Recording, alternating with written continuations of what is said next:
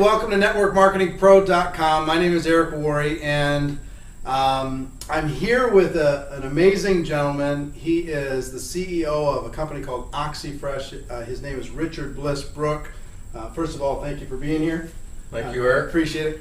Not only is he a CEO of an important company in our profession and can provide some incredible insights to what's working for people, what isn't working for people, what we need to do better in order to be able to improve the profession, but he's been a big advocate for what we do for forever. He's an author, he's a speaker, he provides some great insight, and I think we're going to talk a lot about vision today and some of the things that you can do in order to be able to improve your vision, to kind of move forward. His book is called Mach 2 with Your Hair on Fire, The Art of Vision and Self-Motivation. I encourage you to get this book. I just got the gift set from him just yesterday, and I'm looking forward to going through it. I've heard rave reviews. I haven't read it yet, sorry to say, but I've heard rave reviews, and I can't wait to go through it. But first of all, you get a unique perspective. You know, some people can see their organization, but you as you're CEO of your company, owner of the company, correct. You get to see what the successful people do and what the unsuccessful people do. Not only in your business, but you've been around the profession for a long time. You get to see this kind of around the world. What do you think, if you're kind of off the top of your head, what's the difference maker? Well, I think maybe one of the reasons I'm attracted to what you're doing here, the network marketing professional, is a big difference that I see is people don't take this on as a profession, as a professional profession. And I use this analogy a lot because we work a lot with healthcare professionals. So you're a chiropractor, or you're a nurse, or you're a dentist, and how many years do you have invested in that? Right. How many years do you have invested in that education? And so let's boil down the years into how many semesters or quarters or whatever you call it, and how many hours of studying, how many books have you read, and how many tests have you taken, and how many things have you memorized, how many facts do you have mastery of, and concepts do you have mastery of, just to get to a point to have a career that now you don't even like very much. So you're looking at options. So this doesn't have to be healthcare professional, any profession. I just challenge people to look at what do you have invested in being competent and successful in that profession. Whether you're an engineer or you run a small business, and people get involved in network marketing, and like I've heard you say, they have the lottery mentality. I'm going to try this for a few weeks and see if it works. And that's foreign to me, because the only thing I had mastery of when I got involved in network marketing was how to cut chickens for a living. But I was a professional at that. I was good at it. And I studied everything as a new distributor. I memorized everything. I went to every training. I read every book 4, 5, 10 times. And I find people don't do that today. And the ones that do it. The ones that seek out in their particular company, okay, who's making this work long term? They're not a flash in the pan, but who's got a system, who's got a method, who's got a message that's working? They seek those people out and they model them. They master them. They go to school on them. Those are the people that are successful, and the amateurs are failures. Why do you think if people are going to become a doctor, they know, and they're expecting, they're going to go to school, undergraduate, they're going to postgraduate, all that stuff. They're going to have their internship, they're going to do all these different things that they have to do in order to be able to get to the place where they can make money. Like you say, many of them don't even enjoy it by the time they get there. Or an attorney, or a teacher, or whatever. They have this expectation. But why is there such a crazy expectation gap when it comes to our profession? Because they expect it every place else, but here they kind of don't. They don't understand what it is we do. They don't understand the business model. They don't understand the math. They don't understand geometric progressions applied to a business where everybody can recruit everyone, and so you get geometric growth of a sales organization. They don't understand the residual income aspect of it. People think what we do is sales, peddling, maybe some kind of pyramid scheme, some kind of game, some kind of social club, some kind of cult. They don't understand the science of network marketing and our business model. Multi-level marketing aspect of direct sales, there's a science to that. That's a math model. And that model has been working brilliantly for 50 years. And yet, people don't get it. That's why I wrote the book Mailbox Money. It's about having people understand the science of network marketing, the business model. When people understand that, and then you add to the education, add belief. So, okay, I understand the model. Now if you introduce somebody that understands the model to somebody who's making it work economically, like, here's a guy or here's a gal that's making $50,000 a month. And they have been for the last 4 or 5 years. And they don't work very hard for the 50 grand a month. And the probability of that 50 grand a month staying at 50 or increasing is very high. And let me introduce you to 30 more people like that. When you add belief to education, then people get it. But that's something that's missing in our industry. There's too much, we take it for granted too much that people should understand what we do. The science behind it and the belief behind it. And people don't. They don't get it, they don't appreciate it, they don't respect it. They kind of dive into it, and we're responsible for this too, with sort of hope I hit the lottery mentality. Yeah. And that doesn't work.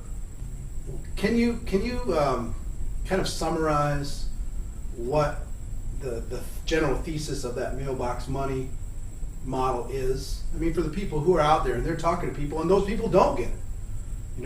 They have these preconceived notions, and you've talked about helping kind of with some messaging to improve that, at least people's ability to tell the story. Could you kind of condense that down in at least a general overview? Well, I'll start with the back half of the book. The back half of the book is 10 or 12 success stories of various individuals from various companies that have done very well. So that's the belief building part. And then up front, the message is taking some of the very current and powerful things that we have, facts that we have about the people that endorse our industry, what they have had to say about network marketing working. My favorite is Warren Buffett. He's taken a hit here recently in the markets, but he's still the most fearsome, successful investor on the planet. And his words, best investment I ever made. He owns 3 direct sales network marketing companies. Donald Trump and all these people that are involved in network marketing, that's an incredible credibility. Right. But the meat of the book of Mailbox Money speaks to 4 what I call cornerstones of the business. The first cornerstone is the people. One way to describe how network marketing works as opposed to the typical direct sales model is, in direct sales, it's a really good salesperson, maybe has a territory, lots of training, lots of incentives, and a few superstars go out and sell a lot of product. Where you apply the network marketing or multi-level marketing model to it, it's a lot of people doing or selling a little bit each. You don't really care how much each individual sells, because what distinguishes network marketing or multi-level marketing from traditional direct sales is, in multi-level marketing, there's no limit to how many salespeople you can have. So the way you get sales volume is not by how much an individual sells, but how many individuals you have. So the way you get the people in network marketing, I think California Vitamins invented this in 1950. They put the spin on direct sales. They changed a couple of rules. The first and breakthrough rule that they changed in direct sales is, instead of you having to be a sales manager and a superstar in order to hire other salespeople, they said everyone can hire other salespeople. Everyone can recruit. What that threw into direct sales was geometric progressions or compounding in how you get the people. So if everyone can recruit, then if you have 10 people and they each go out and get 10 people, now you have 110 people. And if they each go out and get 10 people, now you have 1,000. And then you have 10,000, and then you have 100,000. And direct sales companies, historically, they could not grow that way. You know, a Kirby vacuum cleaner company never grew that way. California Vitamins threw that compensation plan onto direct sales and exploded the network marketing industry. California Vitamins was purchased by Amway. Amway, 50 years of building that model. They are still the #1 network marketing company on the planet. And as you know, last year they grew by almost $2 billion, 50 years later. $8.2 billion. The 3 other cornerstones in the book are, once you understand how you get 500 or 1,000 or 10,000 people, you don't get them by you getting them. You get them by you getting a few, and they get to do the same thing you do, so they get a few.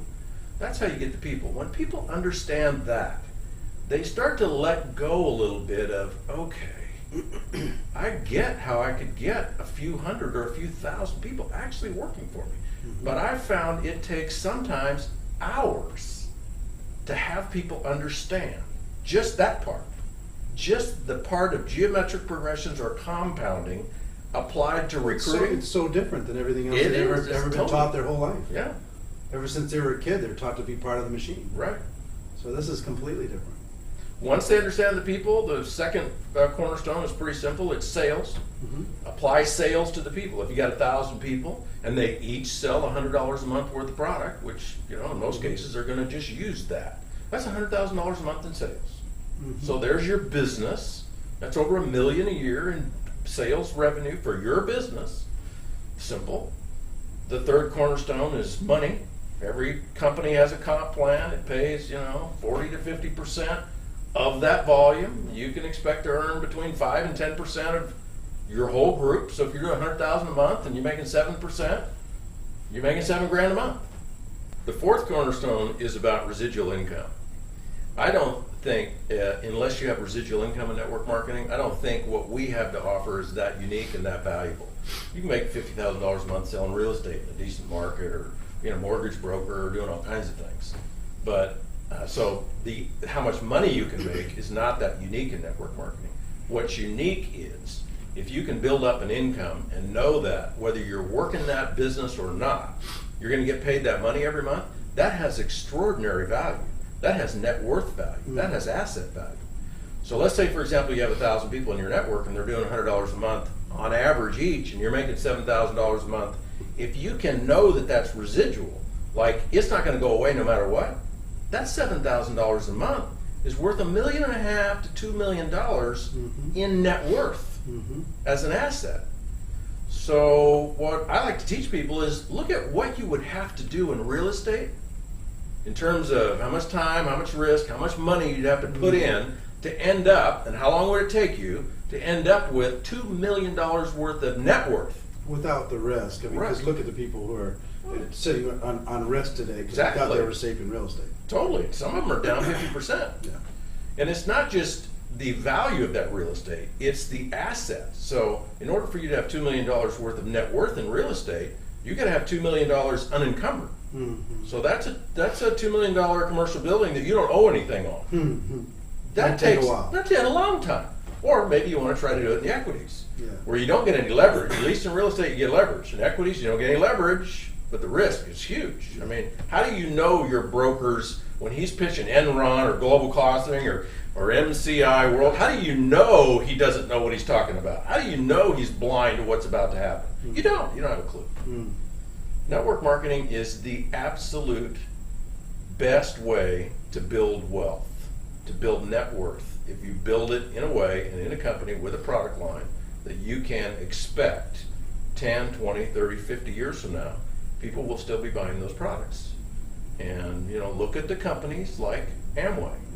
They don't have to be miracle products to provide residual income. Amway doesn't have any miracle products. Mary Kay doesn't have any miracle products. Herbalife doesn't have any. New Skin doesn't have any. Those are companies been around 25, 30, 40, 50 years, paying residual income the whole time. That's the holy grail of wealth building, to build residual income in network marketing. And while you're doing it, you can also take that money and invest in real estate and the equities, so you get a three-pronged approach. You got real estate, you got equities, you got residual income. At some point, you want to go full-time, retire, you got freedom. And That's what people really want, you know? They want freedom. They want to have fun. They want to feel like they're contributing. They want to feel safe. They don't want to feel vulnerable to the next huge world or U.S. economic downturn. They want to build walls of protection around themselves, their family, and their lifestyle. You know, if they're having fun today, if they're golfing, if they want to be able to do that the rest of their life, not just right now. That takes wealth. That takes well thought out, strategic, bulletproof wealth. This is the best place in the world to do it. What do you think is the biggest challenge to the network marketing profession, or the biggest opportunity?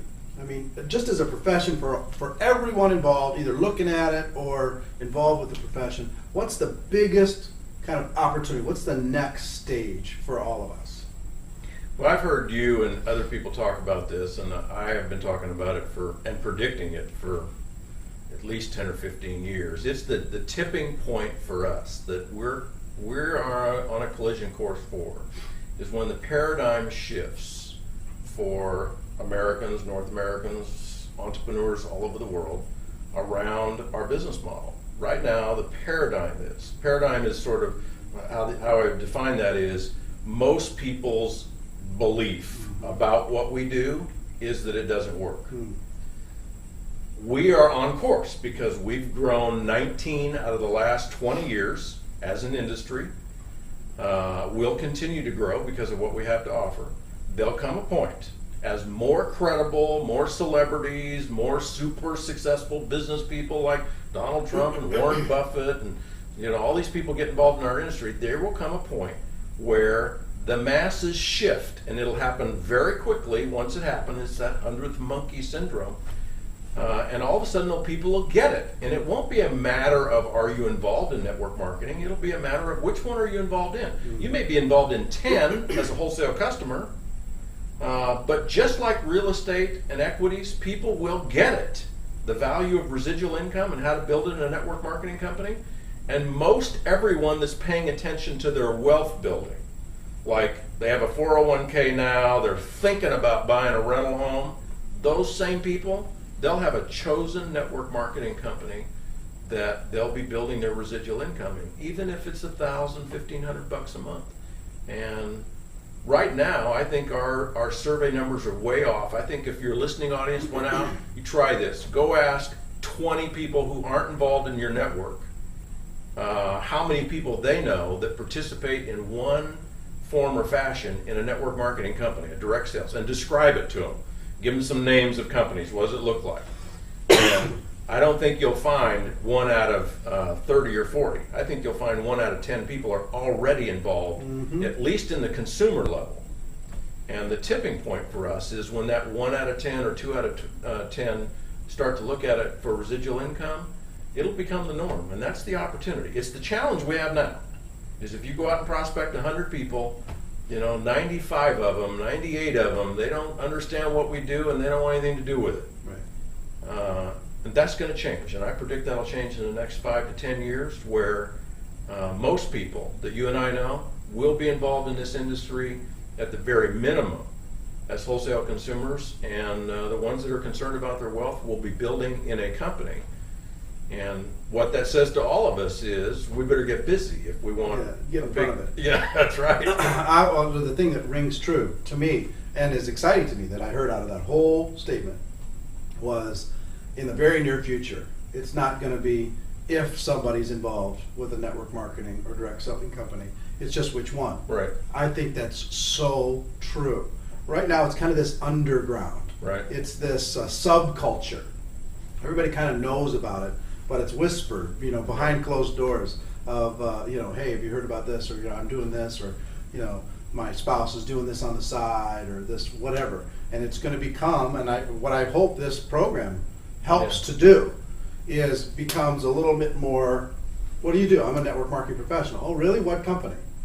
That's what I want to see in the next 2 to 5 years, is everybody that watches this show goes out and says, I'm a network marketing professional and I'm a teacher. I'm a network marketing professional and I'm a doctor, or whatever it is that they do. And the natural response is going to be, we're going to go from, what's network marketing? What do you mean by that? To, oh, which company? Right.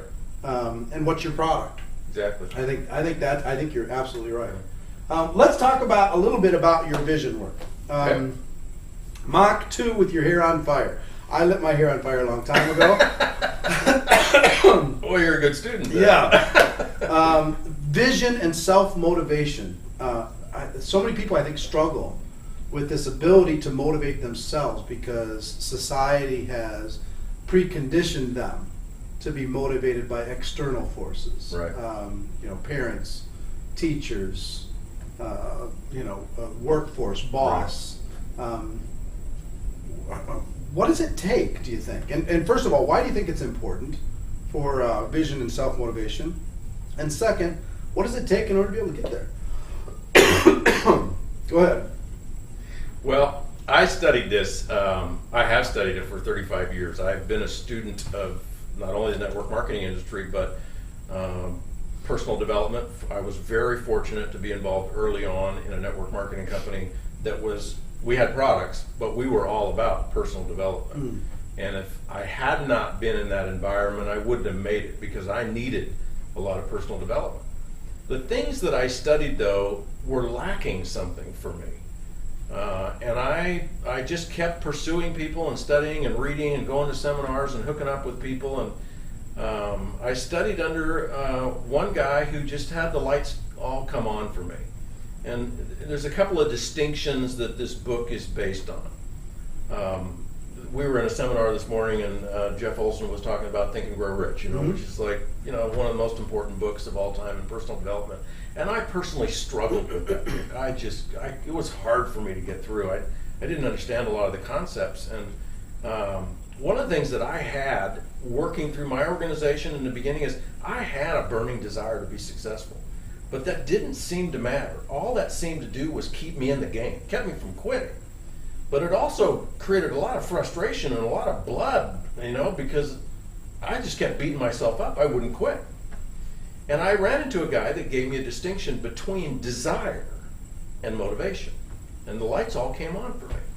And as I studied it more and more, I got clear and I started teaching it. And then the book is basically all about how to create it. I'll give you an example of the distinction between desire and motivation. Desire is really wanting something really, really bad, and you got a white hot burning desire for it and all of that. But what you're affirming when you have desire is that you don't have something.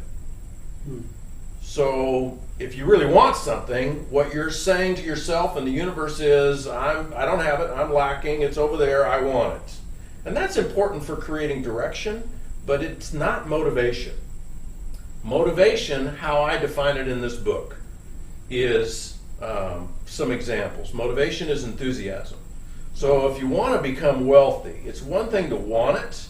It's another thing to be enthusiastic about the path to get it. So one of the examples, I'm going to teach this afternoon, for example, to a group here in about an hour. I'm going to ask them, if you can get yourself and keep yourself enthusiastic enough about your goals, what could you do? So if your goal is to make $10,000 a month, for example, in network marketing, and you know kind of what you need to do that, which is prospect and present to a lot of people. So if you could get yourself and keep yourself enthusiastic enough every day about prospecting and presenting, what could you accomplish? In our business, the answer is anything.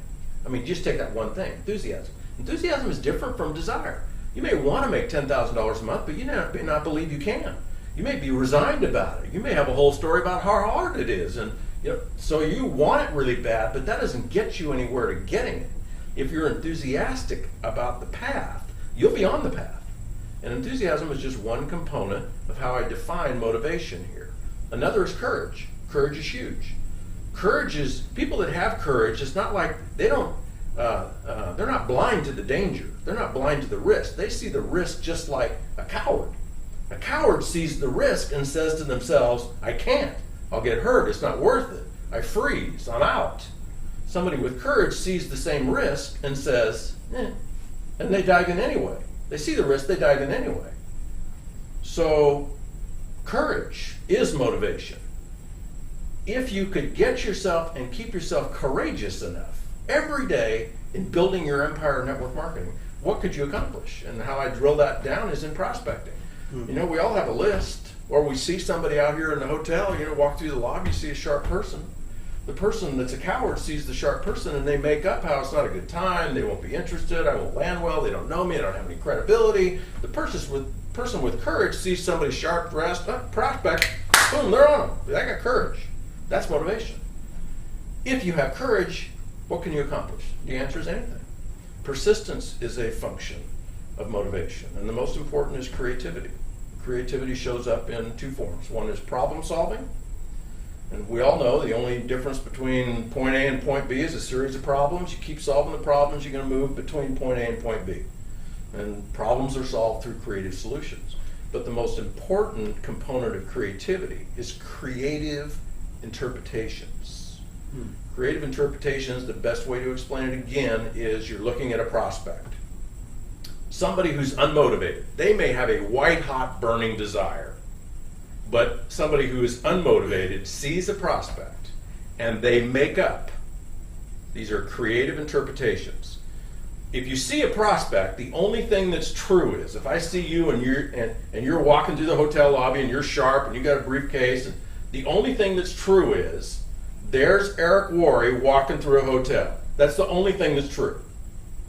If I'm not motivated, I'll make up, I don't know him, I don't have any credibility with him, look how fast he's walking, he's busy, I don't have my materials with me, I don't know what to say. Those are what I call red light creative interpretations. If I make up red lights, I'm out of the game. I will not approach you. If I make up, look how sharp that guy is. Looks like a business guy, looks like an entrepreneur. Traveling, you know, maybe he's tired of traveling all over the place. Hey, I got something. If Gretzky, you miss all the shots, 100% of the shots you don't take. So I pop a tool on you. Hey, read this magazine, look at this brochure, check out this DVD. I take a shot. I give myself a green light, a creative interpretation that there's a possibility there. People that give positive, creative interpretations, green lights, they move. They're in action. So motivation, it's a lot of things. It's a mental, emotional, spiritual energy. But how you would boil it down is, you have desires, that's great. Doesn't really mean much. Maybe you even have goals. That's great. They don't mean much either. A vision is, how do you hold those goals? Do you hold them as inevitable? Do you believe in them? Are you enthusiastic about it? Is the way you see them is you deserve them, like you won't be denied, like you're on a path, you're a natural. Is that the way you see it? When you and I see it that way, we are naturally and powerfully in action to accomplish, to manifest that vision, and we're also in massive attraction because we're the tuning fork. You know, we just hit that tuning fork in a way that it comes to us. Action and attraction when you have a vision.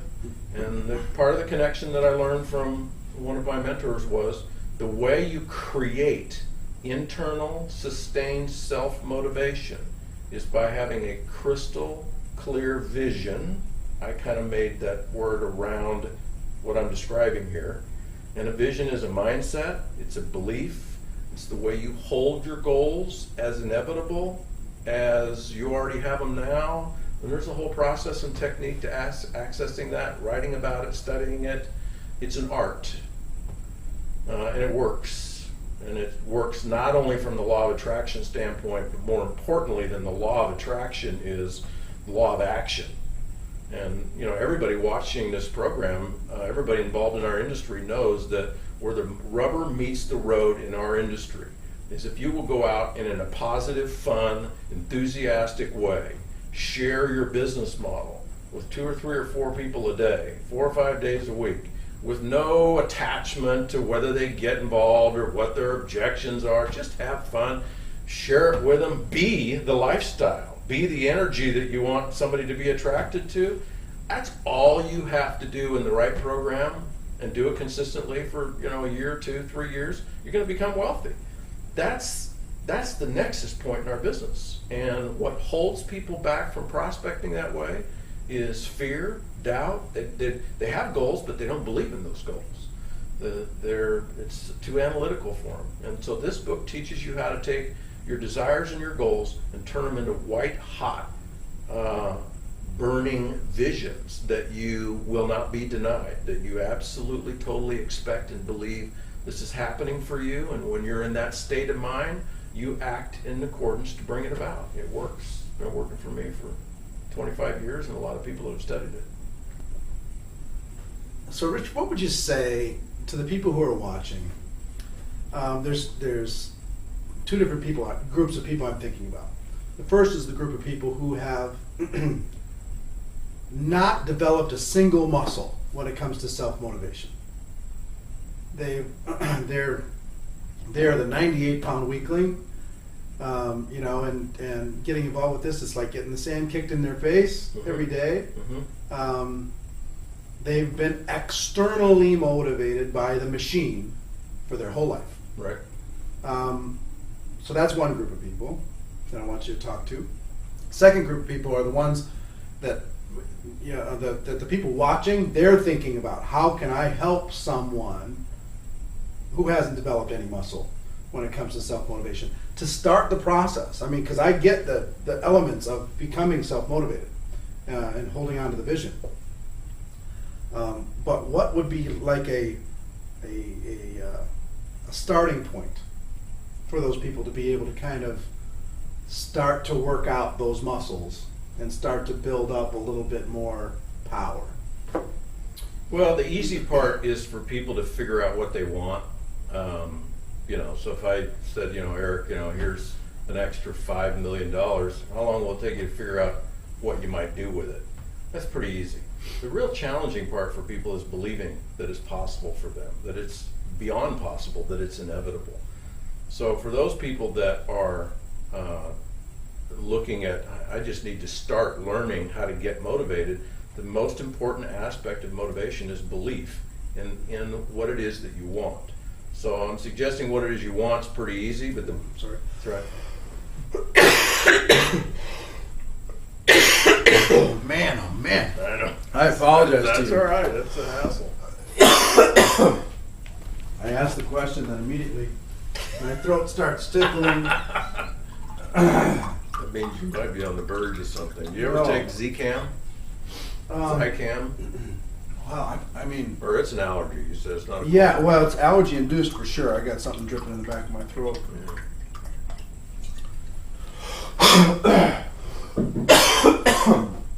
All right.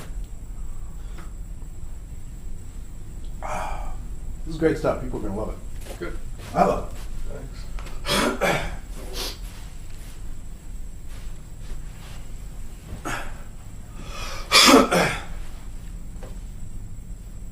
I'll let you just go ahead and pick up with the answer. What I would tell people that are just starting out looking to get motivated is what you might want, what you have a desire for, what your goals might be. That's a simple part. People they look at their lives and, well, what's immediate for me? Well, if I have debt, and that's an issue for me, then maybe I want to get rid of my debt, and maybe I want to get my wife home with the kids, or maybe I want to take a vacation and not have to worry about the money. So what we want is pretty easy. The tough part is believing first that it's possible, and that doesn't even do us a lot of good when it comes to motivation. What we really need to believe is that it's inevitable. So an exercise that I found very useful for new people who are just getting involved that need to get motivated is I'll get them 5 or 10 names, emails, phone numbers of people that believe. So if we're in an organization, who are 5 or 10 people in the organization, who are 5 or 10 people in your company that obviously believe based on how successful they are. And so track them down. One of the things that you and I know about successful people is if you call us up and say, hey, can I have 10 minutes to interview you? Sure, I don't know. You want to know what I think? No problem, I got 10 minutes for that. You can call any leader in your company, and here's what I tell you to ask them. And I actually teach people to interview the successful people. And interview them around the micro things, the small muscles that actually make the difference. Like, okay, so if I was interviewing you, I would say the list of questions I would have is, okay, Eric, who introduced you to this industry or your company? Who's the first person that showed you network marketing?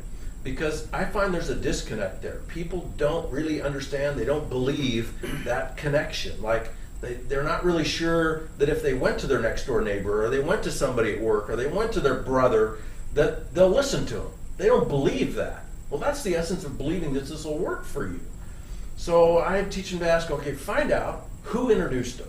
What was their relationship to that person? Now, if they answered an ad, fine. Well, that gives you a little bit of belief that ads can work. But then the next thing I would teach them is ask them, what did the person say? And what you'll find is that what the person said to get some of the most successful people in your business, there wasn't anything to it. They probably can't even remember what the person said. It wasn't an effective presentation. It wasn't a fancy presentation, which goes back to it doesn't matter what you say if you're motivated. It doesn't matter what you say. It doesn't matter if people say no. None of that matters. So, who introduced you? What did that person say? What did you think the first time you saw it? The first time the most successful people saw the company that they're in, you know what they probably thought? Not interested. That was probably their first thought. I'm too busy. I've seen this before. I'm not interested. Okay, what changed? Well, maybe you tried the product. Boom. What happened with the product? Or maybe you got on the phone and you heard somebody say something. What changed that you saw it? What changed that you saw the opportunity in a light that had you move forward? This is belief building training for the new people. If you're making 50 or 100 or 10 grand a month in your company and a new person can understand, well, it was your brother-in-law that introduced it to you, and that was the fourth thing he'd introduced you to, and the other ones didn't work, and I don't even know why you listened to him, but you did, and the first time you saw it, you weren't interested, and then you tried the product, or you got on a conference call, or you listened to a CD, and boom, something changed, and then what did you do? Okay, once you decided to do it, what did you do? How many people did you recruit? Where'd you get them? Tell me your story. People believe in stories. They learn by stories. Yeah. So now, me as a new distributor, so I'm telling you, if you're a new distributor and you don't have the motivation, you're not on fire about your opportunity, take the next month, find the top 10 people in your company, and spend a half hour interviewing every one of them. Tape it. Take notes. Tape it. The top 10 people in all the companies around the world are going, oh, thank you very much. You're welcome. No problem. This is what you get paid for. And study it. And what'll happen is if you do 10 interviews, you don't believe now in your opportunity, you do 10 interviews of the top 10 people in your company, and you study those interviews, you'll be on fire. There's no way around it. I love it. Works. We talk about the process of going from faith to hope to belief. This can really, and what this is actually a faith building exercise. Sure. Because they're not going to get to belief until they see some kind of results for themselves, but hopefully holding on to other people's belief. That's what they're going to hear in those stories. I think that's excellent. Here's one of my favorite questions to ask of top leaders. I'm a big fan of this concept of defining moments. In our business, in our careers, there's these defining moments, and I know over the course of your career, there's probably been many of them. But I also think, something that really fundamentally changed you. But I also think that just while I'm saying this, one probably popped into your mind. What was that defining moment for you? The first 9 months, I was a fledgling, struggling, trying to figure it out distributor. I had a lot of desire. I worked hard. I studied everything, but didn't click. I was attached to the vice president of sales of that company, emotionally attached, intellectually attached, studied everything he did, everything he said. And my relationship to him was, as long as I could attach myself to him and get what he had, sooner or later I'd be successful. He was my lifeline. And he was a huge gift to me and an incredible inspiration. And 9 months into that relationship, and when I say relationship, he knew me, but I was just a low-level distributor. It was a pretty big company. He was the vice president of sales. He died.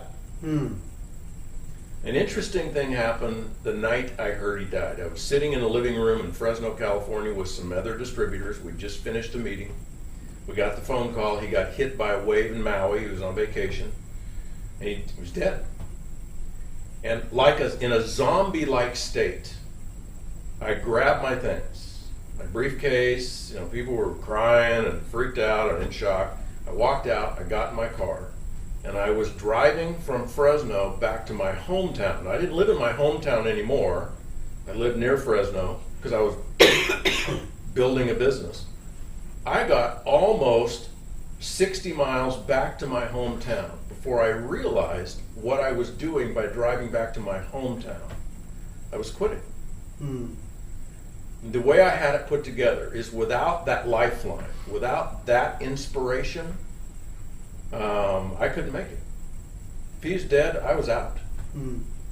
And I don't claim to know where this message came from, but somehow I got it, that was the most disgraceful, dishonorably, cowardly thing I could do, is quit because he was gone. Because the gifts that he gave me were life-changing. And I decided in that moment, with him gone, I have only two choices: quit or be the source. Take what he'd given me and give it back out. And it didn't happen overnight for me, but that was probably the most important moment of my career, when I decided to quit taking from everyone, quit having everyone else be my source, and become the source for other people, which is just basically, it was a leadership transformational moment. I went from being a follower to being a leader. And you became a man inside of our profession. Maybe a network marketing professional in that moment. I love that. It's fascinating. Well, kind of as we close up this, I mean, if you have any particular message that you're known for, any message that you could look into the camera and you could tell these people that they want this. I mean, there's people who are looking at this program that aren't involved in our profession and are looking just to try and see, is this for real? And then there's people who are at all levels of success, from no success to massive success, that are watching. What would you have to say to them? And if you could think of anything off the top of your head, say it to them.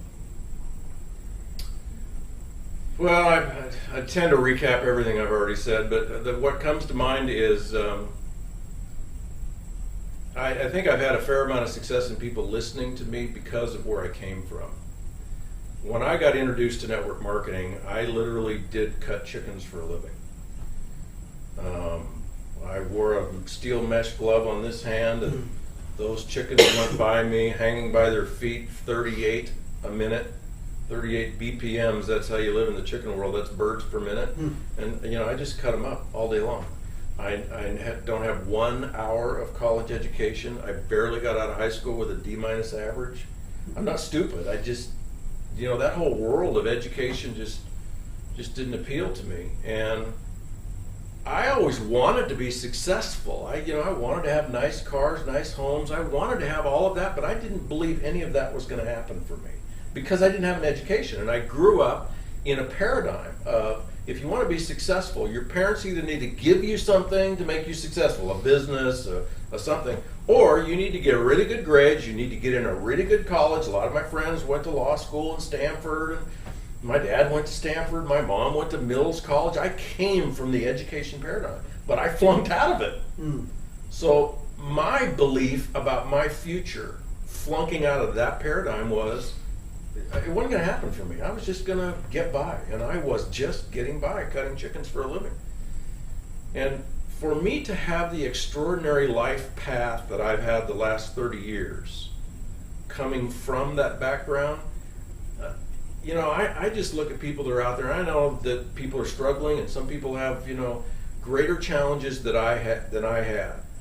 But I also know there's most of the listening audience, you have a college education. You have credibility with your network, with your friends and your family. You have credit cards, credit to work the business with. You have cash flow. You have a job. You have a nice home. You have a decent car. I didn't have any of that stuff. I didn't have anything. And if I can do what I did, coming from where I came from, then I know no matter what challenges people have out there, you can make it too. And so my message is for those people, not a message of hope, because I think that has an air of resignation around it, but a message of belief. You can do this if you'll study it and master it. But my real message is to the ones, you have some success already. You have an education, you have self-esteem, you have some net worth, you have some income. You have a platform to take something like this and actually make what you and I have done in the industry look silly. Mm. One of the things that I think is going to come to our industry is where people with substance and success come to our industry as distributors, and they look at the model and they say, okay, I get it. All I really need to do is get two or three or four or five superstars and build from them, and people are going to invest $100, $200, $300,000 of their own money in getting those superstars, because they're going to figure out how much money it's going to make them to have them, and that's a paradigm that hasn't come. You know, what's still here is, oh, don't make me invest $500, or don't make me go to a meeting, or what's going to happen in the next 5 to 10 years are people going to bring, as distributors, not company, not corporate, distributors, they're going to bring a mass of assets and investment into our system to get their frontline superstars and build it from there. That's coming.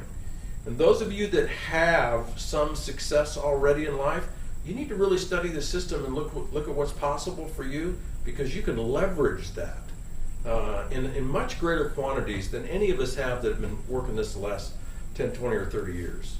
The upside is it's enormous. It's very exciting.